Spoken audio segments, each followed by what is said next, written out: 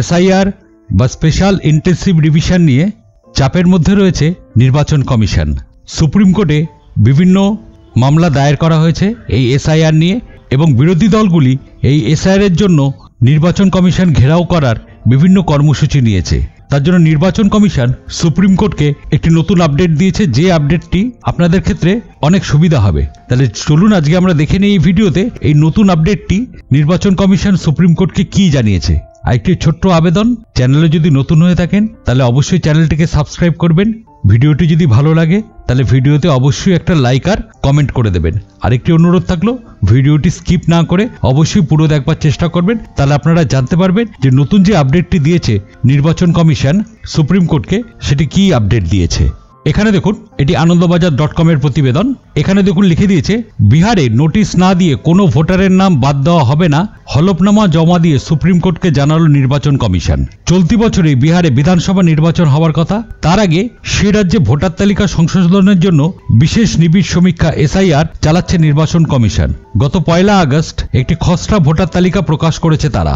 Notice না দিয়ে কোনো ভোটারের নাম বাদ দেওয়া হবে না বিহারে। শনিবার সুপ্রিম কোর্টে হলফনামা দিয়ে আশ্বস্ত করল নির্বাচন কমিশন। কমিশনের হলফনামায় বলা হয়েছে, সে রাজ্যের ভোটার তালিকায় থাকা ভোটারদের নাম বাদ দেওয়ার আগে নোটিশ ধরানো হবে। সেখানে উল্লেখ থাকবে কি কারণে ওই নাম বাদ দেওয়া হচ্ছে। হলফনামায় এও বলা হয়েছে যে সাধারণ ন্যায় বিচারের নীতি মেনেই ভোটার তালিকা থেকে নাম বাদ গিয়েছে। এমন কেউ কমিশনকে নিজেদের বক্তব্য জানাতে পারেন এবং নিজের দাবির সপক্ষে প্রয়োজনীয় নথি জমা দিতে পারবেন।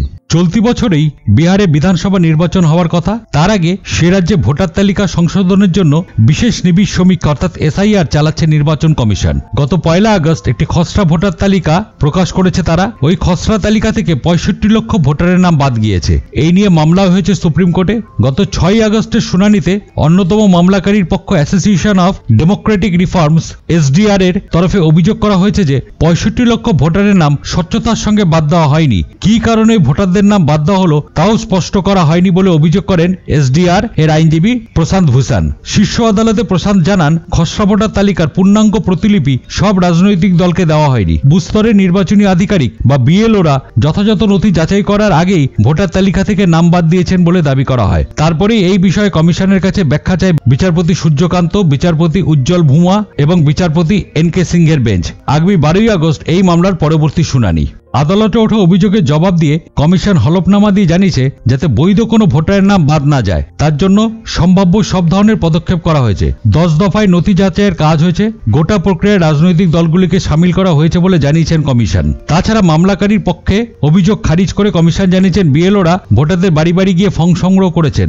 যাদের কাছ থেকে ফর্ম পাওয়া যায়নি তাদের নাম পাঠানো হয়েছে বুথ স্তরের এজেন্ট এবং স্বীকৃত রাজনৈতিক দলগুলির কাছে। 20 জুলাই নামের তালিকা দেওয়ার পর 1 আগস্ট ভোটার তালিকা প্রকাশ করা হয় বলে জানিয়েছে কমিশন। তালিকায় সংযোজন বিজয়নের পর রাজনৈতিক দলগুলির প্রতিবেদনের কাছে নতুন তথ্য ফের তুলে দেওয়া হবে বলে জানানো হয়েছে। এছাড়াও আরেকটি প্রতিবেদনে বলা হয়েছে, বিনা নোটিশে কারো নাম বাদ যাবে না, চাপে পড়ে হলফনামা কমিশনের। 65 লক্ষ ভোটারের নাম বাদ। অবিশ্বাস্যকর এই ভোটার তালিকা প্রকাশের পর কার্যত ঘরে বাইরে চাপে নির্বাচন কমিশন। কোনো পথ না পেয়ে এবার সুপ্রিম কোর্টের গুরুত্বপূর্ণ হলফনামা কমিশনের। সেখানে জানানো হলো, বিনা নোটিশে কারো নাম ভোটার তালিকা থেকে বাদ যাবে না। এমনকি তালিকা থেকে বাদ পড়ার আগে সেই ভোটার নিজের সপক্ষে সব রকম নথি পেশেরও সুযোগ পাবেন। কমিশনের ভোট চুরি ধরা পড়ে গিয়েছে বুঝে এই হলফনামা, দাবি বাংলা শাসক দল তৃণমূলের। 1 আগস্ট বিহারে খসড়া ভোটার তালিকা প্রকাশ করে চাপের মুখে নির্বাচন কমিশন। প্রতিদিন সেই খসড়া তালিকা নিয়ে কারো কোনো অভিযোগ নেই সেই তথ্য তুলে ধরে নিজেদের কলঙ্কমুক্ত দাবি করার চেষ্টা করলেও আসলে যে বিজেপির সঙ্গে মিলে কমিশনের যাবতীয় কুকীর্তি প্রকাশ্যে এসে গিয়েছে তা বুঝেই নিজে থেকে সুপ্রিম কোর্টে শনিবার হলফনামা পেশ করে কমিশন। সেখানে স্পষ্ট করে দেওয়া হয়েছে, 1 আগস্ট যে খসড়া তালিকা প্রকাশ করা হয়েছে তা কার্যকর করা হবে না যতক্ষণ না যাদের নাম তালিকা থেকে বাদ গিয়েছে তাদের কোনো বিজ্ঞপ্তি দেওয়া হচ্ছে। যাদের নাম বাদ যাবে তারা উপযুক্ত সময় পাবেন প্রয়োজনীয় নথি ও যুক্তি পেশ করার। সেই সঙ্গে সেই সব নথি পরীক্ষার জন্য উপযুক্ত দপ্তরও যথেষ্ট সময় পাবে। বিহারে এসআইআর এর বিরোধিতা দায়ের হয় মামলায় সুপ্রিম কোর্ট পর্যবেক্ষণে স্পষ্ট জানিয়েছিল, ব্যাপক হারে নাম বাদ দিলে শীর্ষ আদালত হস্তক্ষেপ করবে। মামলা 12 অথবা 13 আগস্ট সুপ্রিম কোর্টে ফের শুনানির জন্য উঠবে। তার আগে নিজেরাই নিজেদের সাফাই পেশ করল কমিশন। যখন প্রকাশ্যে চলে আসে কীর্তিকলাপ তখনই নিজে থেকে এভাবে হলফনামা দিতে হয় কটাক্ষ তৃণমূলের। সাংসদ মহম্মদ মিত্র দাবি করেন, হলফনামা হলো শপথ নিয়ে কোনো তথ্য পেশ করা যা সর্বৈব সত্যি বলে স্বীকার করে নেন হলফনামা পেশকারী। একে আইনি প্রক্রিয়ায় প্রমাণ হিসাবেই গণ্য করা হয়। এক্ষেত্রে নির্বাচন কমিশনের নিজেদের নথি প্রমাণ করে দিচ্ছে তারা ভোট চুরিতে দায়ী। তাহলে হলফনামা পেশের দরকার হলো কেন? তাহলে বুঝতে পারলেন, যদি কারোর নাম বাদ দেওয়া হয় তাকে যথেষ্ট সময় দেওয়া হবে কেন তার নাম বাদ দেওয়া হয়েছে, তার জন্য তাকে নথি জমা দেওয়ার জন্য। সেটা পরিষ্কারভাবে নির্বাচন কমিশন জানিয়ে দিয়েছে সুপ্রিম কোর্টকে। তাহলে আজকের ভিডিওটি আমি এখানেই শেষ করছি। এ ধরনের আরো ভিডিও আমি পরবর্তীকালে নিয়ে আসছি। চ্যানেলে যদি নতুন হয়ে থাকেন তাহলে অবশ্যই চ্যানেলটিকে সাবস্ক্রাইব করবেন, আর ভিডিওটি যদি ভালো লেগে থাকে তাহলে অবশ্যই ভিডিওতে একটা লাইক আর কমেন্ট করে দেবেন।